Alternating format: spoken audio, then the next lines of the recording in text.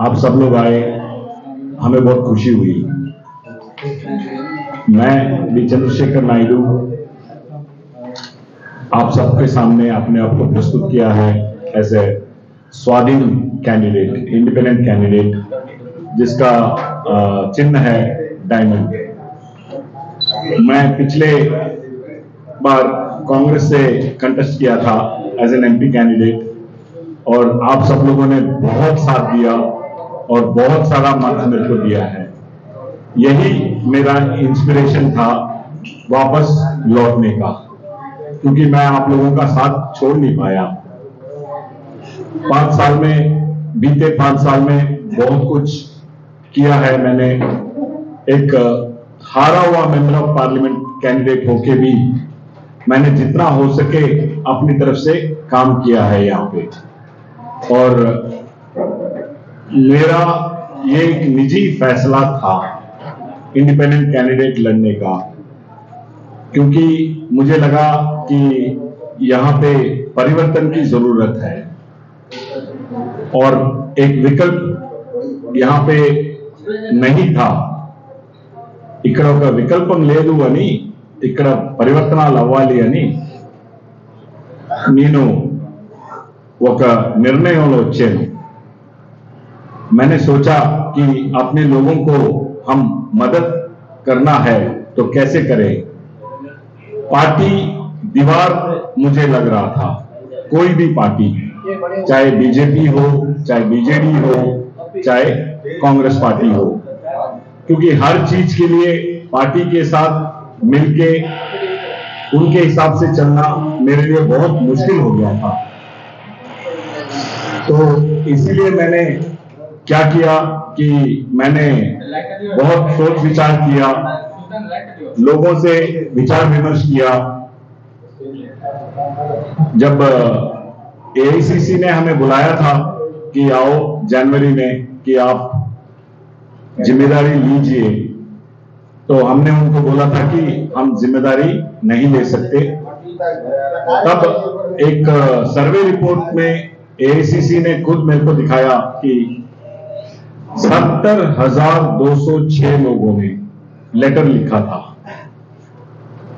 तो गजपति से, गंजम से, सब जगह से, कि चंद्रशेखर को आजाद कर दिया जाए और वो हमारे लोगों में हमारे साथ रहे जाए। ऐसा सर्वे मैंने भी नहीं देखा, मैं भी हैरान हो गया। तो आप सब लोगों का प्यार मुझे खींच के ले आया, तो मैंने सोचा मुझे काम करना है आप लोगों के बीच में रह के, और एक विकल्प के तौर पे मैं निखर के आऊंगा। अब रही बात इसकी,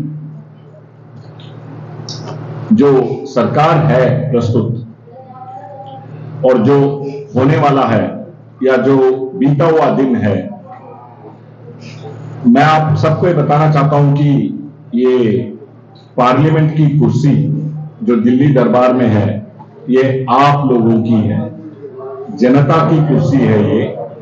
इसमें किसी पार्टी का नाम नहीं लिखा। Constitution of India has only one name for that seat. उस सीट का नाम है 20 बेरमपुर पार्लियामेंट कॉन्स्टिट्यूंसी सीट। ये किसी पार्टी को नहीं बिलोंग करता। ये एक तरफ और संविधान दूसरी तरफ। तो मैंने सोचा, संविधान तो ये कहता है कि एक मेंबर ऑफ पार्लियामेंट को अपने कॉन्स्टिट्यूंसी के लोगों के हक के लिए काम करना चाहिए और उसे डायरेक्ट होना चाहिए। पार्टी पॉलिसीज का आप लोगों को तो पता ही है, उसका रिजल्ट क्या रहा आज तक 30 साल में। रिजल्ट नील, 0, और लोगों के मूड में पूरा परिवर्तन चल रहा है। आप सब भी जानते हैं कि परिवर्तन का माहौल चला है, बहुत कंफ्यूजन है, सब पार्टीज इधर से उधर, उधर से इधर। ये अच्छी बात नहीं है जनता के लिए, बिकॉज सब जनता ऐसा महसूस कर रही है कि जनता को धोखा दे दिया है सरकार ने, एग्जिस्टिंग सरकार ने, पीछे हुए सरकार ने, चाहे सेंट्रल गवर्नमेंट ने, सब जगह ने। क्योंकि 33 इयर्स, 33 साल से बरहमपुर पार्लियामेंट सीट से एक सवाल भी नहीं उठाया है आज तक किसी ने। ये बहुत दुख की बात है। इतने सारे मेंबर ऑफ पार्लियामेंट यहां से बने और गए एंड 33 इयर्स कोई सवाल नहीं उठाया। और आज का पॉलिटिक्स के बारे में मैं क्या बोलूं, आप लोग ज्यादा वाकिफ हैं।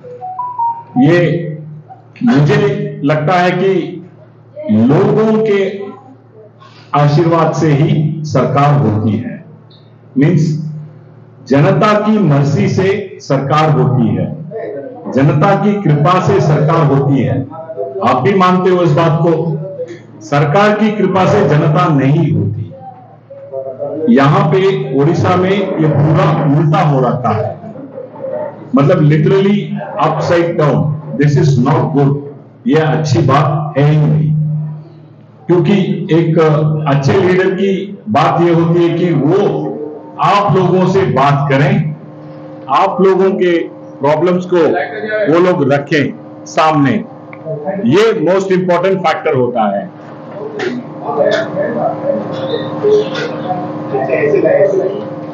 ठीक है ना? अच्छा, तो इस हालात में मुझे लगा कि आप लोगों ने इतना सारा वोट, करीब करीब 2 लाख वोट के आसपास आप लोगों ने दिया हमें, और मुझे वो कर्जा लौटाना है आप लोगों का। मैं इसीलिए बहुत दूर से आया हूं, वापस आप लोगों से मिलके कुछ काम कर दूं। 2000 किलोमीटर दूर से मैं आया हूं ताकि आप लोगों के लिए मैं सेवा कर सकूं। एक एमपी का काम जो होता है वो सांसद में होता है, दिल्ली दरबार में, और वो काम करना जरूरी है। Thank you. 33 साल तक कोई भी सांसद कोई भी यस सर, बिल्कुल यस सर। आप इलेक्ट होने के बाद आपका एजेंडा क्या है, लोगों के लिए आप क्या पूछेंगे? देखिए सर, फर्स्ट पॉइंट राइट, आप लोगों को समझना ये जरूरी है कि I am an independent candidate. समझे ना सर? एक इंडिपेंडेंट कैंडिडेट का एजेंडा कोई पॉलिटिकल पार्टी की तरह नहीं हो सकता। आप लोग मानते हो इस बात को? तो मेरी एजेंडा जो है, इतने सालों में जो अन्याय हुआ है और एक विकल्प की जरूरत है, कहीं तो हम लोगों को शुरुआत करनी पड़ेगी। शुरुआत, वी नीड अ चेंज।